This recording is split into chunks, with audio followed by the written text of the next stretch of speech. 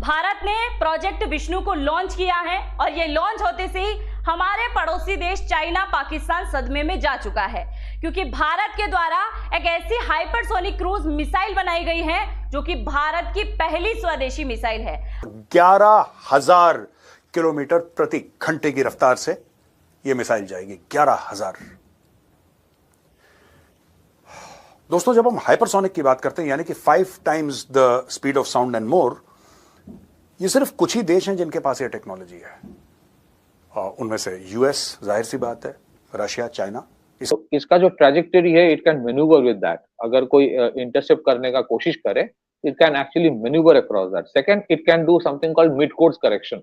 अगर हम इस मिसाइल को ब्रह्मोस के पिताजी बोले तो भी कोई कोताही वाली बात नहीं होगी, क्योंकि ये ब्रह्मोस से भी बहुत ज्यादा खतरनाक है। और जैसे आपने देखा होगा पाकिस्तानी एयरपोर्ट्स पे 12 फीट के गड्ढे, 12 by 20 feet, 12 by 30 feet.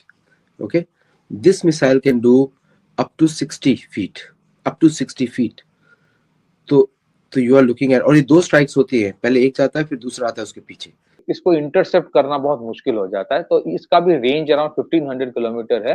It can carry a warhead between 1000 two 2000 kilogram. ये न्यूक्लियर भी हो सकता है और ये कन्वेंशनल वॉरहेड भी हो सकता है।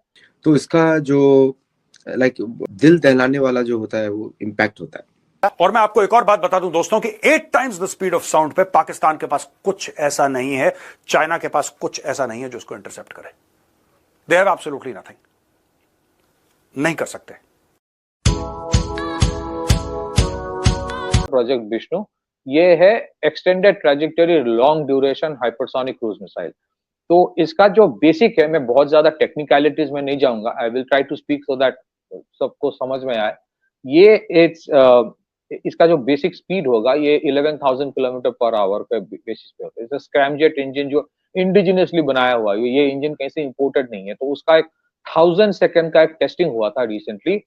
11,000 किलोमीटर पर जो आवर है, it's almost like speed of Mach 8। तो एट दैट स्पीड कोई भी इसको इंटरसेप्ट करना बहुत मुश्किल हो जाता है। तो इसका भी रेंज अराउंड 1500 किलोमीटर है। It can carry a warhead between 1000 two 2000 kilogram. ये न्यूक्लियर भी हो सकता है और ये कन्वेंशनल वॉरहेड भी हो सकता है। तो इसका जो कैपेबिलिटी है वो थोड़ा बहुत ब्रह्मोस में भी थोड़ा बहुत है। एक्चुअली ब्रह्मोस का सबसे इंपॉर्टेंट जो चीज है, इट्स अ स्पीड। तो ये जो नया है उसका जो इंपॉर्टेंट चीज है, first is it has evasive manoeuvres. So इसका जो ट्रैजेक्टरी है, it can manoeuvre with that. अगर कोई इंटरसेप्ट करने का कोशिश करे, it can actually manoeuvre across that. Second, it can do something called mid course correction.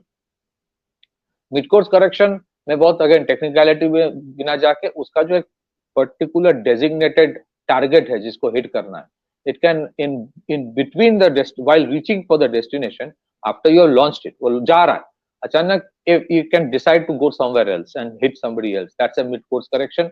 Final destination में चेंज हो सकता है, उसका ट्रैजेक्टरी में भी चेंज हो सकता है कि एक A to B जाना है, I can go through a different route than the designated route. और A to B की जगह mid course correction can also mean कि B की जगह में C टारगेट में पहुंच जाऊं। So you have multiple targets to choose from. So obviously these are based on intelligent systems, और ये सारे systems obviously इंडिया में बनाया जा रहा है अभी।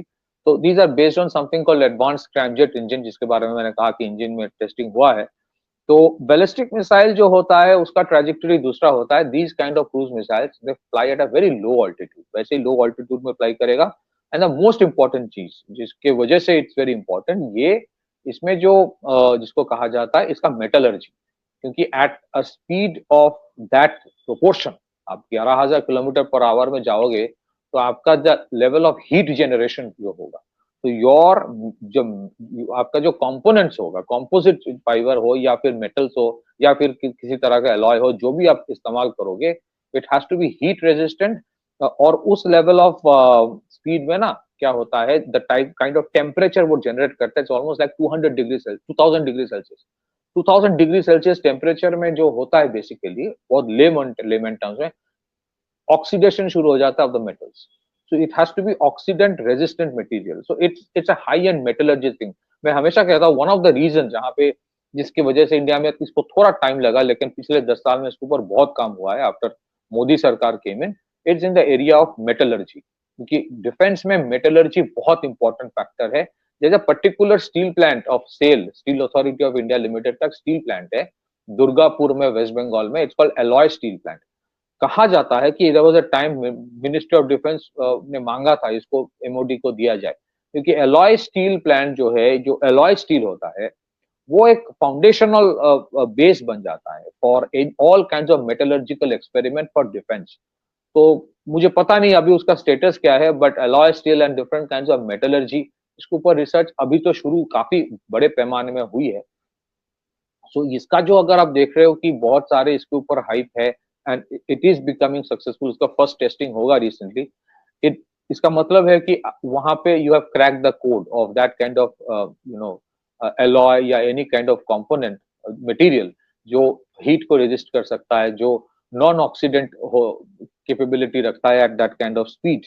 And the most important part is that it is very flexible, it can be used, it can be basically a canister launched hota hai, and uska you can have land version, you can have aircraft version, you can have a naval version, और इसका जो है if you succeed in something like this, scramjet engine based hypersonic missile of this kind of capability, इसका जिसको कहते हैं ना force multiplier, या इसका जो डुअल एप्लीकेशन, ट्रिपल एप्लीकेशन जो होता है in our other area, satellite launching में इसका बहुत बड़ा इंपॉर्टेंस हो सकता है, स्पेस सेक्टर में यू कैन, और वैसे भी there is a lot of collaboration with between DRDO या उसके कुछ ऑर्गेनाइजेशन के साथ भी ISRO in this kind of areas. So overall this is it, but if you look at the larger spectrum, देखिए डीआरडीओ के ऊपर हम लोगों ने तारीफ भी किया है, कभी कभी थोड़ा सा क्रिटिसिज्म भी किया है।